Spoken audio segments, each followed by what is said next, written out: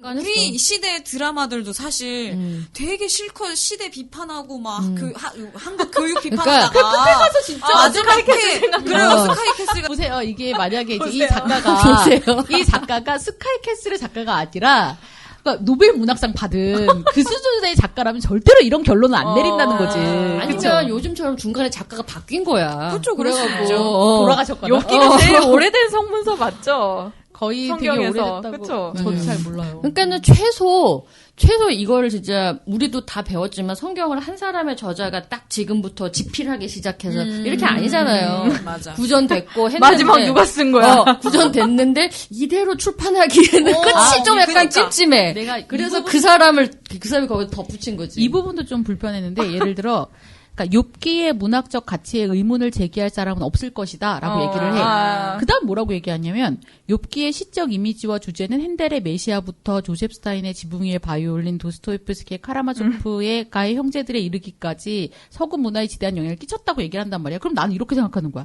그러니까 문학적 가치에 의문을 제기할 수 없는 게 그럼 이 사람들이 썼기 때문이야? 아니 문학적 가치에 문제를 제기할 사람이 없을 것이다. 그럼 문학적 가치가 어떤 게 있는지 말해줘야지. 왜 거기에 영향을 받은 걸 얘기를 하냐고 막 이런 생각을 하면서 저는 읽었어요. 그러니까 이 사람이 얘기하고 싶은 것들이 굉장히 많고 막 책도 되게 많이 읽었어. 근데 실제로 이렇게 깊이 있게 들어가서 조목조목 이야기를 할 정도는 아니지 않았을까. 그럴 수 있지. 그냥 이 사람은 욥기가 자기 너무 좋았던 거야. 맞아. 너무 좋았고 문학적으로도 너무 좋았고 그래서 본인은 그렇게 생각하는 본인이 거죠. 정말 이건 너무 훌륭해라고 쓴 거야. 그게 뭐 레퍼런스도 아닌 거고 그게 뭐 다른 사람이 이렇게 생각할 수도 있는데라고 반박할 만한 것도 아닌 거고 몇 그런 가지 거지. 결론을 냈어요. 이분이 보니까 욥기는 지에 대해 뭐라고 말할까 뭐 이러면서 우선 실제로 고통을 겪어본 사람의 지혜는 그렇지 않고 사색만 한 사람의 지혜보다 가치가 있다 라든지 뭐 두 번째 뭐 욥기가 다른 성경에서 말하는 지혜 곧 선한 사람에게 좋은 일이 생기고 악한 사람에게 나쁜 일이 생긴다는 관념에 이의를 제기한다는 것이다. 이런 것들을 말하고 싶지 않았을까? 맞아요. 제가 배우고 있는 거를 제가 알고 있는 다른 이제 신학생 동료한테 얘기를 하면 그분은 뭐라고 얘기하냐면 이런 얘기는 자기 교회 같은 절대로 못한다는 거예요. 절대로 못하는 교회들 많아. 근데 그런 교회에서 맞아요. 뭔가 이렇게 브리지 역할을 해줄 수 있겠다라고 생각이 들었어요. 그러니까 하지만 제가 생각할 때는 지나치지 않거든요. 맞아요. 나도 안 지나쳐요. 그러니까 오히려 보수적인 부분이 되게 많아요. 근데 대중적인 저자 중에 이만큼의 얘기를 한 사람이 있었나 생각해보면은 뭐 그러니까 저도 이 사람에 대한 네. 평가를 뭐 저희가 감히 드릴 수는 없지만 네. 우리가 뭐든지 맞아요. 모든 말 모든 것들이 다 나의 배경에서 다 나오는 거잖아요. 근데 어쨌든 나름의 이분은 이렇게 밖으로 튀어나갔다고 생각하지만 이 커리어나 이런 거 보면 어쨌든 메이저 안에서 또 그렇죠. 자기 목소리를 낼 수 있었던 사람이잖아요. 그런 의미에서 대중 저자라고 치면은 이 정도 얘기를 한 사람은 있었나 뭐 필립 얀시, 유진 피터슨 이쪽이랑도 또 다른 얘기를 한 제 사람이다. 보기에는 신랑이 이런 말한 생각이 들어요. 것처럼 책이든 저자든 다 그때그때에 따라서 우리가 쓰는 용도라고 말하면 좀 그렇지만 다 다른 것 같아요. 나름이 갖고 있는 가치? 맞아요. 그거는 저는 인정해줘야 된다고 의미가 생각해요. 그리고 이렇게 여기까지 왔는데 뭔가 그래도 또 더 좀 있어. 그럼 그때 더 나가는 거고. 처음부터 우리가 열 발자국 맞아요. 뛸 수는 없으니까. 대형교회 청년부에서 쓰면은 굉장히 또 센세이셔널. 센세이셔널한 책이 센세이셔널하지. 되겠다 이런 생각이 들었어요. 초록색 책이지만 빨간 책처럼. 그렇지. 맞아. 초록색 책이지만 빨간색인 것처럼 불온하게 여겨지겠지. 그 다음 챕터에 이제 저항 이야기를 보면요. 이분이 서론부터 이렇게 본문 중간중간에 쓰는 말 인용하는 게 있는데, G.K. 체스터튼이라고 그게 무슨 말이냐면, 동화는 허구보다 실제에 훨씬 가깝다. 무서운 용이 존재한다고 가르쳐서가 아니라 우리가 용을 이길 수 있다는 사실을 말해주기 때문이다. 이 문장을 반복해서 쓰거든요. 그러면서 이 저항 이야기, 뭐 다니엘을 다루면서도 그 문장을 쓰면서 그러니까 이것도 두 마리 토끼를 다 잡으려 했다. 성경이 어쨌든 동화 같은 이야기다. 그리고 이 이야기의 목적은 우리가 용을 잡을 수 있다라는 거를 이야기하고 있다. 이거를 강조하려 했던 것 같아요. 묵시 문학을 그래서 이야기를 하고 뭐 예언자들이 이러이러하게 고발했다.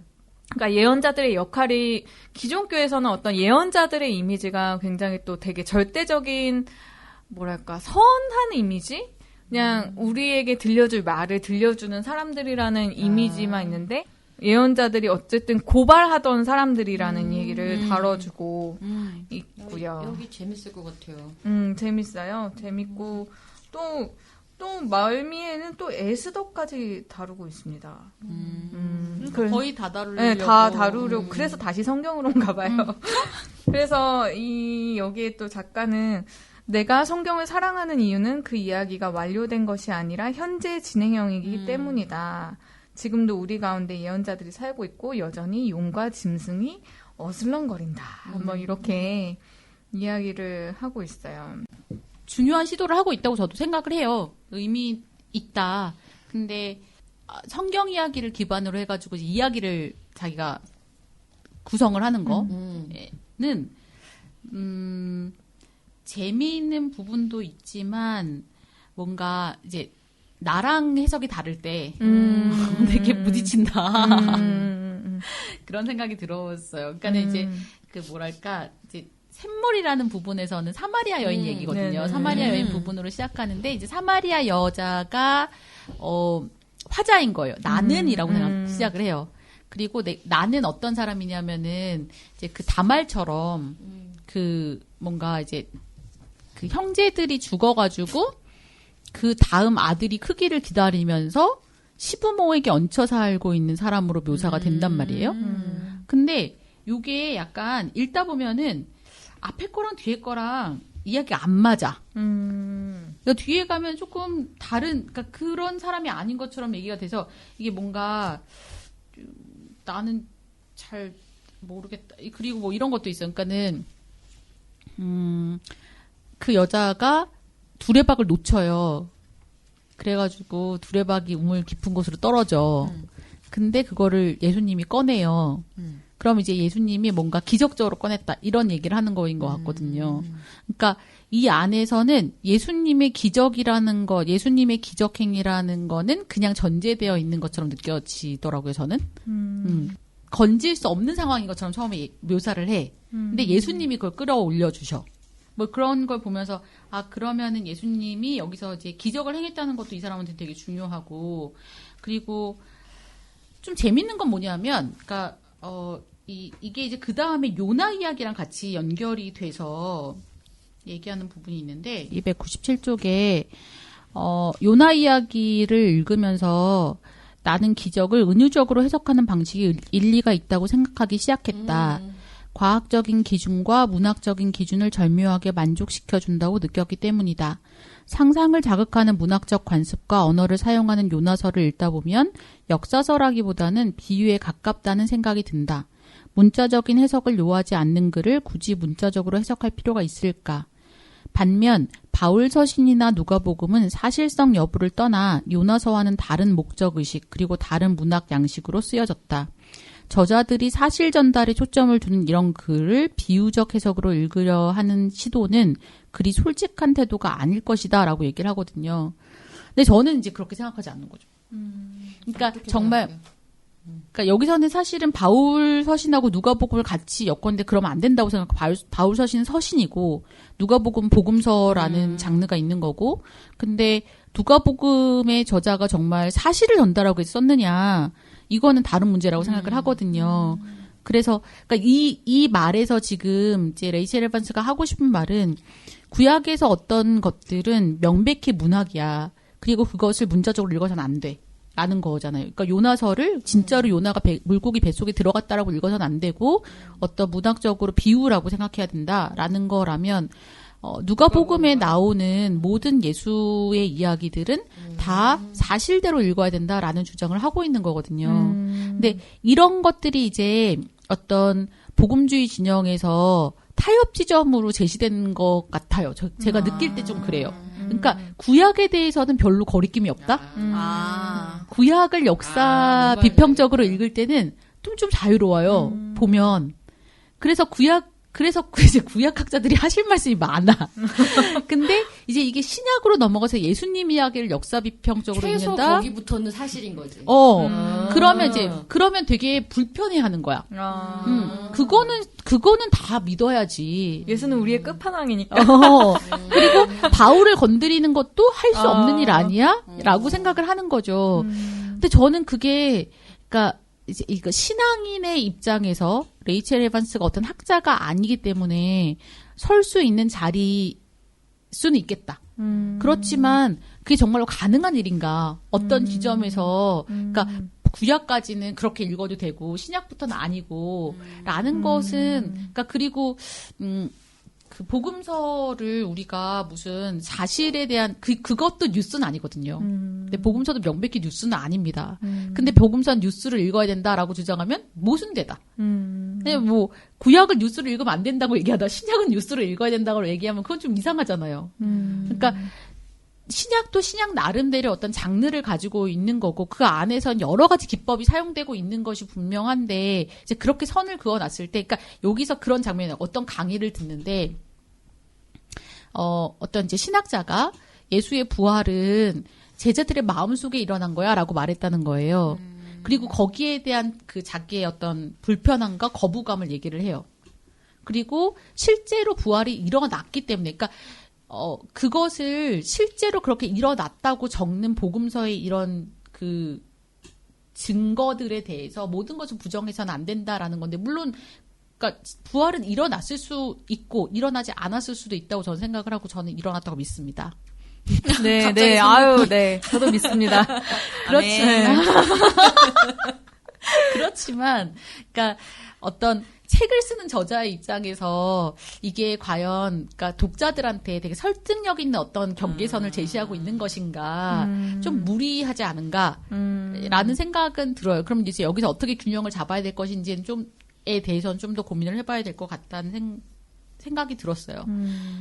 그래서 저는 이런 부분들은 그렇게 설득력 있지 않았다고 저는 생각을 하고, 그다음에 좋은 부분이 많지만, 그러니까 이제 자꾸 저는 이분의 그런 미국적 자본주의의 복음이 자꾸 비유되는 게 좀 불편했어요. 그러니까 여기서 이런 말, 262쪽에 보면은 복음만큼 브랜드 관리에 실패한 것도 없다. 이렇게 나오거든요.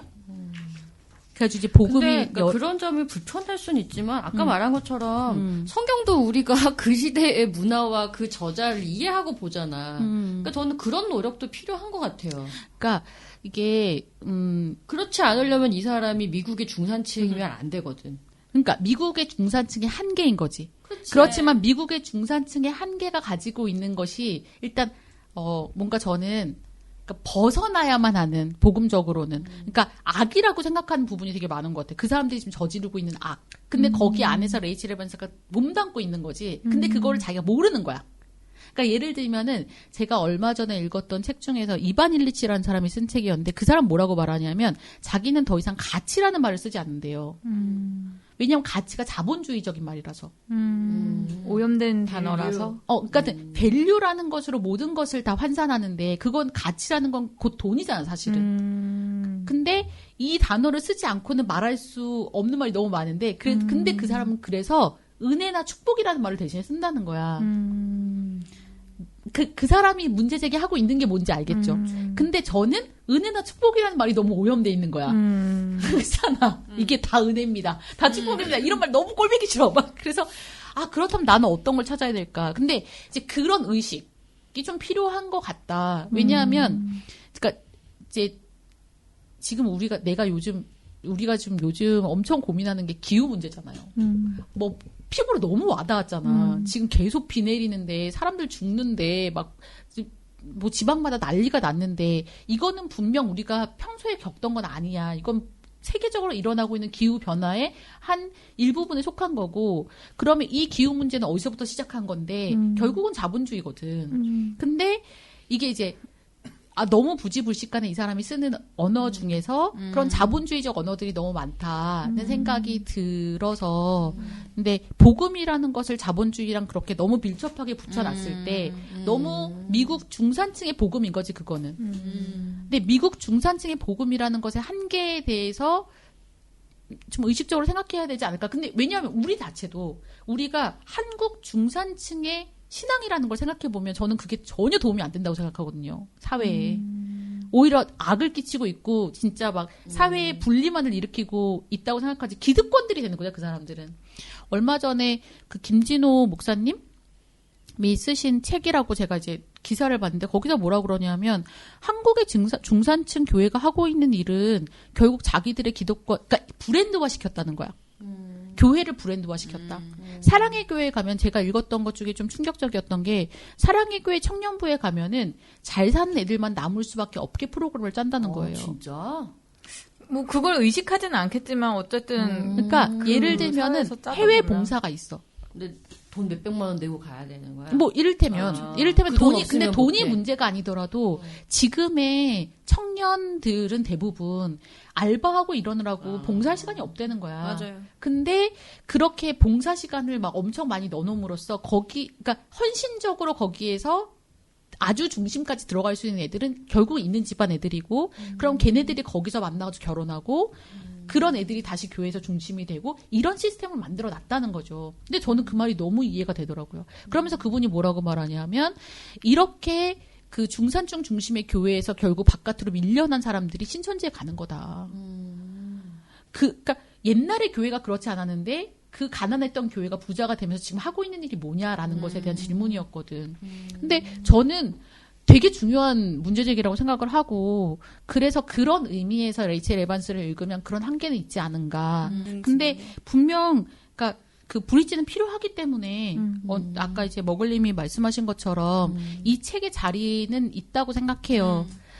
그렇지만 그러니까 근본적으로 문제제기를 하고자 할 때는 제 생각엔 한계가 좀 많이 있다라고 생각이 들었습니다. 근데 이제 이분이 그 뭔가 성소수자 얘기를 하거나 이런 부분에 있어서는 굉장히 동의 많이 했어요. 그러니까 분명 사회참여적 복음주의 건에 있고 사회참여적 복음주의 안에서도 이제 좀 많이 그 소수자의 입장에서 보려고 하고 그들과 함께 해야 된다라는 것에 대해서 얘기를 하고 있는데 이제 그 자기의 어떤 자리에 대한 삶의 자리에서 벗어나지 못하는 한계는 있는 거죠. 그러니까 나는 근데 그런 생각이 들어요. 그러니까 무슨 말인지 충분히 아는데 나의 삶의 자리에서 벗어날 수 있는 사람이 있기는 한가? 그러니까요, 저도. 그런 생각이 들어요. 근데 그게 한계고 만약에 깨야 되는 거면 깨는 일은 쉬운 거면 그걸 깨려면 진짜 어떻게 해야 되나? 그걸 나는 깨지 못하고 그 안에 갇혀있다고 조차도 생각을 만약에 못하면 나는 그냥 정말 그대로 계속 가는 거죠. 근데 그렇게 안 하고 싶잖아요. 그쵸. 근데 나도 레이첼도 그렇게 모르고 있는 사이에 다른 사람이 봤을 때는 저 사람은 저기엔 갇혀있어. 이런 느낌이 있단 말이에요. 나는 안 그렇겠냐고. 그러니까 모든 사람의 한계가 있다는 거를 이제 뭐 부정하자 이런 건 아닌데 저는 이제 그런 한계들에 우리가 갇혀 있다면 그냥 그거는 되게 평범한 종교인이 되는 거고 근데 만약에 책을 이렇게 쓰고 싶어 그리고 내 이야기를 하고 싶어 종교는 이래야 돼 기독교는 이래야 되잖아 라고 말할 때 좀 달라야 된다고 생각은 해요. 그리고 그런 기독교가 지금 필요하다고 생각해요. 그러니까 지금 이 사회에서 기독교가 어떤 기독교여야 되는가 누가 오늘 이것도 들은 말인데 정의를 이야기해야 된다. 더 이상 사랑의 하나님이라는 말은 의미가 없다. 한국 사회에서. 너무 오용되고 있으니까. 너무 오용된 것도 있고 사랑의 하나님, 누구를 사랑하고 누구를 위로하는 하나님인가. 사실은 중산층을 사랑하고 중산층을 위로한 하나님이 돼버렸다고 저는 생각하거든요. 그런데 사회 격차가 막 진짜 너무 심해지면서 이 밑에서 가지지 못한 자들의 분노가 저는 점점 커지고 있다고 생각하고 요즘 저만 해도 맨날 그 집값에 대한 프로그램을 되게 많이 보거든요. 그러면서 엄청 열받고 있단 말이에요. 대체 열받을 걸 왜 봐요, 그거를? 알아야 되니까. 아. 그러니까 내가 몰랐구나 여태까지 국회에서 어떤 일이 벌어졌는지 몰랐고 국회에서 이런 이런 법을 통과시켜서 집값이 이렇게 올라갔고 결국 이 사람들이 대체 뭘 하고 있는 것인지 내가 모른 채로 그러니까 다들 그러는 거야. 다들 정부가 하는 말을 믿었다. 근데 이게 뭐냐. 몇 배가 뛴 집값들 도저히 감당할 수 없는? 근데 거기에서 느끼는 상대적 박탈감을 느끼는 사람들과 그리고 그 2030 세대가 엄청나게 빚을 땡겨가지고 투자를 하고 있대요, 맞아. 지금. 근데 걔네들이 그러는 이유가 미래가 없을 거라고 생각하기 때문에. 정상적으로는 돈을 벌 수가 없어서. 그러니까 지금이 아니면 안 될 거라고 생각한다는 거야. 근데 이 투자가 어떻게 될지 모르는 거잖아요. 그렇지. 그게 그들은 그렇게 생각할 수 있지만 그게 또 다른 어떤 또 저기가 될 수도 있지. 그러니까 사회가 뭔가 열심히 일해서 내가 그 노력만큼 보상받을 수 있는 사회가 더 이상 아니라는 생각이 그 너무 사실을 못 커졌고, 믿는 거지, 그 이제. 사실을 믿을 수가 없어져 버렸고, 그러니까 어떻게든 각자 도생의 길을 걸어야 되는 이런 사회에서 이제 이게 나는 가지고 있는 엄청난 분노의 에너지라고 해야 되나? 그런 에너지가 엄청 축적되고 있다고 생각해요.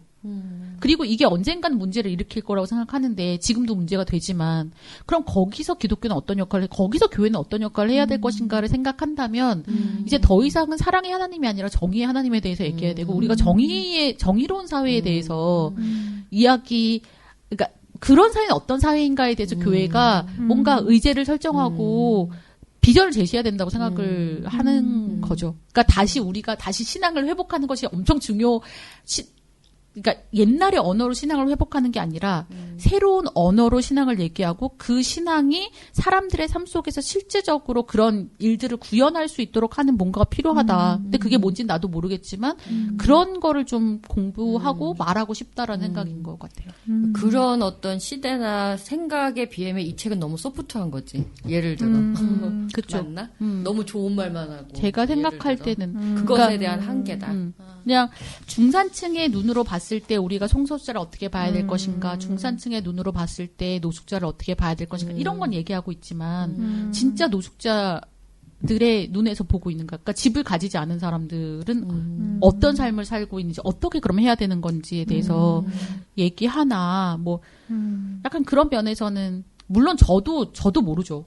저도 그런 일종의 중산층 끄트머리에 달라붙고 싶어하는 사람 중에 한 명이기 때문에 그치만 어쨌든 이런 식으로는 안 된다. 그러니까 이 사회가 지금 우리가 생각하는 것보다 훨씬 더 되게 급속하게 뭔가 진짜 수많은 사람들이 저는 중산층을 바라보지만 중산층에서 미끄러 내려갈 수밖에 없는 구조로 가고 있다고 생각하거든요. 근데 그 미끄러져 내려가는 그 사람들에게 복음이란 무엇인가? 뭔가 사각지대의 비율이 높아진다는 그런 생각이 들어요. 지금 교육도 그렇고 뭔가 그냥 재난도 그렇고 모든 것에 취약해지는 계층의 비율이 더 많아진다. 훨씬 더 많아지고 그리고 우리는 그렇게 떨어져 가는 사람들이 중간에 이렇게 한번 안착할 수 있는 그물망이 없어요. 그러니까요. 네, 우리는 그러니까는- 그냥 진짜로 정말 어떤 기분이냐면은 내가 여기서 딱 떨어지면은 그냥 한없이 추락하겠구나. 그런 생각이 있는데 정말로 그 공포거든 일종의. 근데 이게 너무 이상한 게 옛날엔 내가 집을 사야겠다고 생각을 한 적이 없어. 근데 지금은 집이 없잖아요. 그럼 정말 실패자처럼 느껴져요. 그러니까 그런 사회가 돼버린 거죠. 진짜 근데 몇 년 사이거든요, 지금. 왜 이런 사회를 만들지? 우린 지금 뭐 하고 있는 거지? 근데 집을 가지는 게 정말 인생의 최대 목표가 되는 사회가 정상적인 건 아니잖아요. 그만큼 불안한 거죠. 아쉬운 거는 작가가 작년에 세상을 떠났다라고 책에 나오기도 하는데 이 책 말미에는 자녀들에게 어떻게 성경을 소개할 것인지 뭐 그거에 대한 얘기도 쭉 써놨는데 아마 살아있었으면은 이렇게 우리 안에서 얘기된 이야기들을 비롯해서 여러 가지 더 고민할 반영됐을 수 수 있는 있었을 거예요. 그런 네. 여지가 만약에. 있었는데 좀 아쉬운 부분이 있다. 맞아요. 이런 작가가 많이 또 나와서 또 이런 가교 역할을 하고 더 새로운 얘기 해주면 좋겠다, 신나님. 맞아요. 네, 저도 그렇게 해주세요. 저요. 저는 새로운 언어를 아직 제목 좋다. 그랬으면 새로운 언어를 좋겠네요. 찾아서. 근데 가교 역할을 할 수 있는 분명 그런 부분이 있다고 생각하고, 네네. 그러니까 이분이 신학적인 이야기들도 조금 씩 다 곁들였거든요. 예를 들어 뭐 바울 서신을 읽을 때는 맞아요. 뭐 그리스 로마의 어떤 명예와 수치 그런 것들 그런 얘기 있었어요? 예, 그런 것들을 배경으로 이해를 해야 되고 뭐 그렇게 우리가 저번 작년인가 배웠던 네.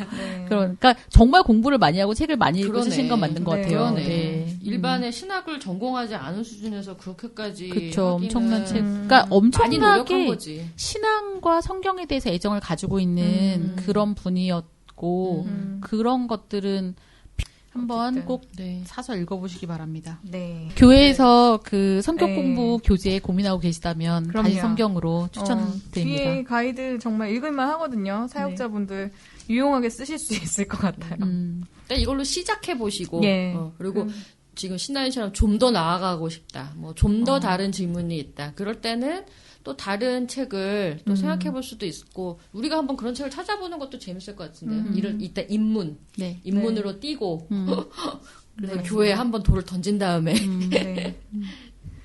네, 그렇습니다. 그러면 우리가 소감을 듣기 전에 저희 여우신 팟캐스트의 댓글을 몇 개 한번 읽어볼게요. 아까도 읽었었던 이석원 님이 파티에 댓글을 많이 달아주셨어요. 오랜만에 잘 들었습니다. 근데 이분은 믿는 페미 화이팅 이것도 저희한테 남겨주셔가지고. 우리 믿는 페미지 않은 거 아니야?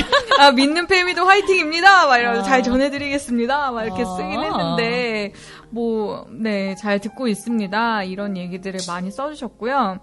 또, 저희 애플 팟캐스트 평가에 보면은, 2019년 11월인데 이제 읽네요. 며칠 전 검색하다가 우연히 알게 되어 정주행 중입니다. 너무 감사합니다. 도움도 많이 됐고요. 최근 백소영 교수님의 책 읽던 중이었는데 페미니즘 물결도 더 잘 이해되네요. 앞으로 응원하겠습니다. 감사합니다. 이런 것도 써주셨고요. 그 다음에 10월에는 이분 닉네임 너무 웃겨. 아이패드 듀얼 모드 가능하게 해주세요. 네, 이 님께서 안녕하세요. 정말 너무 잘 듣고 있습니다. 여기는 넘어가면 안 돼라고 여겼던 절벽에서 다리가 놓이는 느낌입니다. 제가 받았던 신학 교육이 사실은 얼마나 기존 질서와 정답을 답습하는 획일화되고 고압적인 것이었는지를 깨닫게 됩니다. 여우신의 지평을 만나 저의 지평이 새롭게 해석되고 사고의 확장이 일어나는 것 같아요. 계속 좋은 방송 만들어주세요. 우리가 방송을 안 만들어 보지. 이 지평 우리 옛날 썼던 그 지평. 단어잖아요. 네. 뿌듯하네요. 그러기도 했고 네이버 오디오 클립에는 되게 묘한 댓글이 올라왔어요. 묘한 네. 건 뭔가요? 아니 저희가 이제 녹음했던 방송 중에 빤스 목사 정강훈 토바보기인데 참 한심 니들은 고쟁이냐 이런 댓글이 올라왔어요. 그래가지고 우리한테 이 말을 하시는 건지 정광훈 목사한테 이 말을 하시고 싶은 건지 몰라가지고 답변은 못 달았는데 어쨌든 이런 것도 있었고 옛날 1년 전 보면은 임이부님께서 여우신보다 사이다로 제목 바꿔주세요. 언니들 방송 너무 잘 듣고 있어요. 잘못된 것을 알면서도 내게 가해지는 권위 때문에 비판조차 못하고 있었는데 대신 해주셔서 솔직히 속이 빵 뚫리네요. 이런 글들 쫙 이렇게 길게 올려주셔가지고 네, 감사합니다. 고맙습니다. 이거 하나 더 읽고 싶다. 갑질횡포님께서 제목이 팟캐스트 존재 자체가 고맙습니다. 이래가지고 우리가 방송은 진짜 몇 개 없지만 해야겠네. 이런 분들 아직도 듣고 계시죠? 청취자님들 우리가 너무 오랜만에 듣고 아니 아직도 듣고 있냐고 물어볼 수가 없어. 우리가 안 올렸잖아. 아니 근데 저는 질문이 네. 그러니까 저는 사실 제 주변에는 늘 이런 말을 하는 사람들밖에 없어가지고 우리가 방금 나눈 이야기들이 뭐가 그렇게 새로운가 뭐가 내가 그렇게 아까 그랬잖아요. 사이다인가 싶은데 이게 사이다라고 하니까 그렇다니까. 너무 되게 그렇다니까. 여기에 서 있는 사람이 소수니까요. 몰랐네. 그러니까. 그래서 아까 말한 것처럼 이 책도 가치가 거기에서 있다고 저는 봐요. 그러니까 네, 처음 맞아요. 이것만으로도 너무 센세이션하신 분들도 있고 이 안에 있는 질문조차 감히 앞으로 꺼내지 못하는 사람들도 분명히 있다니까요. 그럴 때 그 질문을 갖게 하는 그런 걸로도 저는 이 책은 가치가 있다고 보고. 지금 너무 자연스러운 소감 시간인 것 같아요. 네. 그러니까 아까 신나이 말한 것처럼 그래서 저는 요만큼 왔어요. 예를 들어. 그리고 또 어떤 분들은 또 이만큼 왔겠죠. 그리고 나는 이 굴레에 있기 때문에 나는 뭔가가 더 한계가 있지라고 그걸 음. 스스로 인식하느냐 안 하느냐가 네. 또 다른 출발점인 것 같아서 네. 머글님의 소감 잘 들었습니다. 우리 단미님 어떠셨는지. 저는 그냥 진짜 지나가다가 들린 정말 말 그대로 지나가다 들린 전도사여서 네, 재밌었고 그 방금 댓글 읽어주신 거 들으면서 이분들 방송 열심히 하셔야겠다. 지 아니라고. 네, 들었어요. 여러분 열심히 하십시오. 담비님 자주 오세요. 네. 신나님 어떠셨는지. 저 오랜만에 해가지고 사실 제가 이제 숙제도 있고 지금 그 페미니즘 해석학 한 해를 남겨두고 있는데 그걸 안 하고 지금 이 책으로 넘어왔어요. 그것도 해야 된다고 생각하고요. 네, 단미님하고 머글님하고 오랜만에 같이 얘기하고 왜 저는 안 껴주시죠? 번들님하고 번들님 왜 이렇게 자주 본 것 같지? 네. 네, 그래서 너무 좋았고요. 저는 책을 한 권 소개해도 돼요? 네, 하세요. 소감 겸 소개. 네. 남들은 우리가 못하게 하는 줄 알겠다, 그치?